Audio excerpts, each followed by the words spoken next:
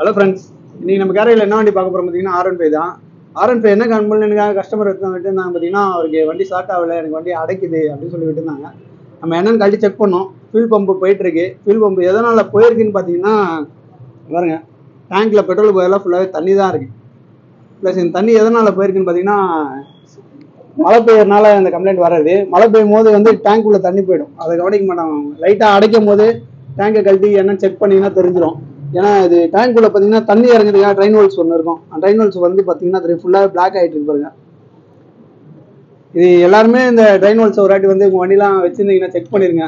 ஏன்னா தண்ணி வந்து டேரெக்டாக அந்த ஹோல்ஸ் வழியாக போச்சுன்னா கீழே வந்து இதில் ட்ரைன் ஆகிடும். டோட்டலாக அது டோட்டலாக பிளாக் ஆகிருக்கனால இதில் தண்ணி வராது. அந்த தண்ணி ஃபுல்லாக என்ன ஆகும்னா நீங்கள் பெட்ரோல் போடும்போது டேங்க் ஓப்பன் பண்ணீங்க, டேங்க் உள்ள இறங்கிடும். அது கவனிக்காத விடுறதுனால தான் இந்த மாதிரி கொஞ்சம் கொஞ்சமாக அப்படியே சேர்ந்து நிறைய தண்ணி இருக்கும். இதனால என்ன ஃபால்ட் ஆகும் பார்த்தீங்கன்னா, உங்களுக்கு ஃபியூல் பம்பு போயிடும். பாருங்க, இப்போ அதனால இந்த பம்பே மாற்றுற மாதிரி இருக்கும்.